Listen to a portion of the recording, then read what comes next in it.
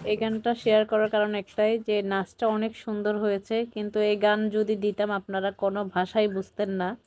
যদি হিন্দি গান হতো তাও বুঝতে পারতেন, কিন্তু এই গানের কোনো ভাষাই নাই। কি বলে কি করে আমি নিজেও বুঝি না, এটা কোন দেশের ভাষা। তামিল ভাষা হলেও কিছুটা বোঝা যেত, এ তামিল ভাষাও না, মানে কেমন জানি কি একটা ভাষা বলে না, ওই যে তামিলের মতো ওই ভাষার গান। কিন্তু এরা নাচটা কোনো মতে মিলাই নিছে, কিন্তু এই গানটা আমার ভালো লাগে নাই, তাই আমি ভয়েস দিলাম।